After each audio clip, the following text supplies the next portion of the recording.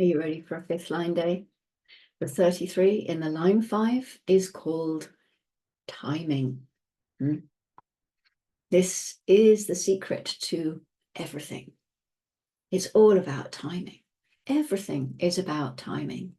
And we're not in control of the timing, although we are designed to operate in time, which is a different thing.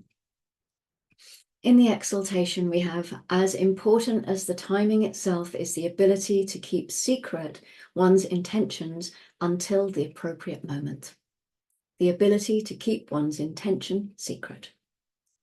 So you keep a secret until you know the reflective, abstract person is always at risk. So you wait. You wait until you know, and you don't involve others in that process because you don't have the opportunity to go through it and see it clearly. They can only express themselves when they're ready, when the timing is right. Fifth lines know precisely what it is that they want to remember and when they want to remember it and who they want to share that remembrance with so that it will have the greatest impact and it will transfer the most effectively. And that's a gift. They can be very stimulating and they can be very reliable. And that's relative to the people who call on their remembrance or who have things revealed to them through that remembrance. This is really important. Unless one is clear in one's reflection, one must be careful about what one reveals. 33s reveal things without even knowing they're revealing them. They're just chattering on, and while they're doing that, others are sitting there going, I can't believe they're saying that. Because they're just revealing. They're just doing what they do. There's no awareness around gate 33, throat center, G center. They're not awareness centers. Keeping secrets can be a challenge for this throat gate. It gets to know many things through reflection. It gets to know many things through the other end of the channel in gate 13, the gate of the listener. And yet at the same time, it must have some kind of discretion. It has to know the right moment to remember, the right moment to reveal what it's heard, what it's reflected upon.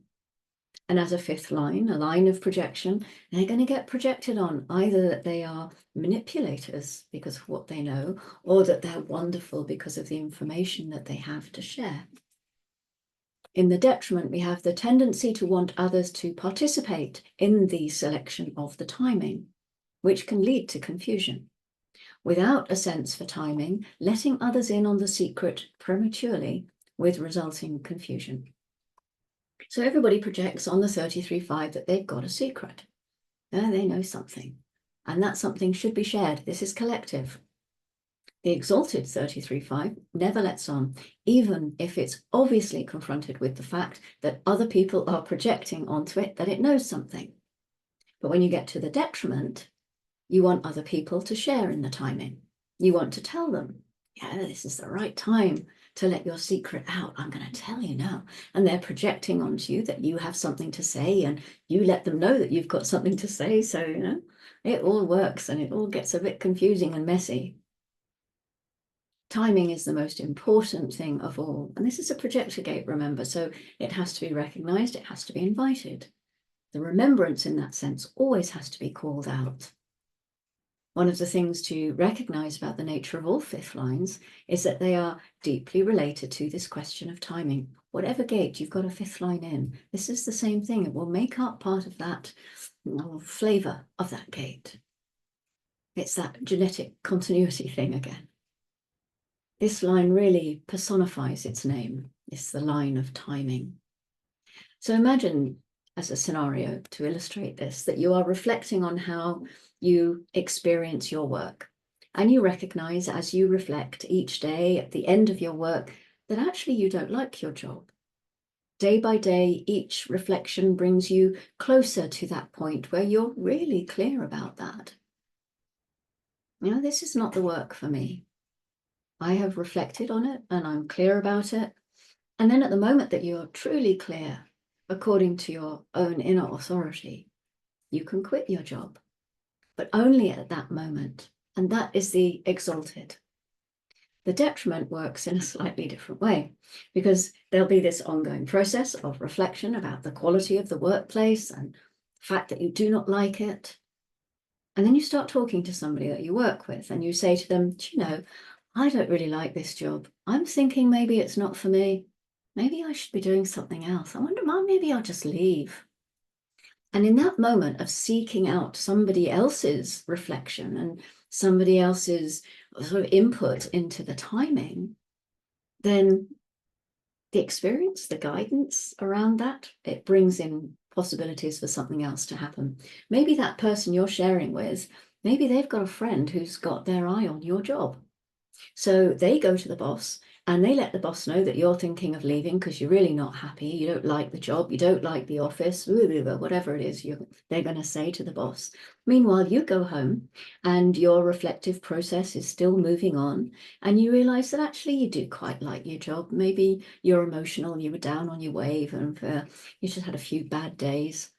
So you go into the office the next morning and you're feeling much better about everything. But the boss comes over and tells you you're fired.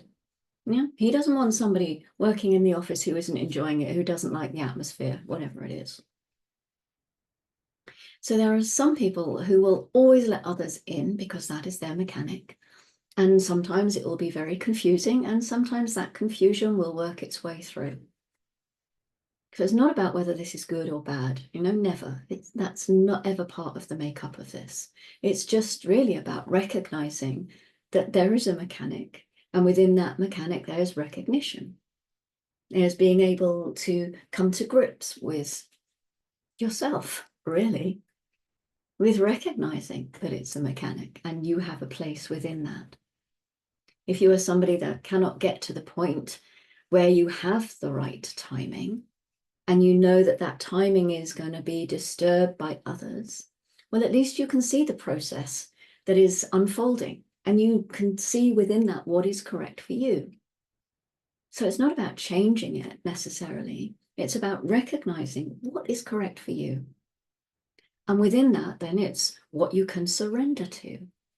And then you can find out what the value is. And in the 19, line 5, grounding this, we have a line of sacrifice. What might you have to give up in order to surrender to the mechanic? What might you have to sacrifice in order to operate within the correct timing so that you get the experiences that are meant for you, that you're able to reflect correctly on the experiences that you've had, so you have something of value to share with the collective?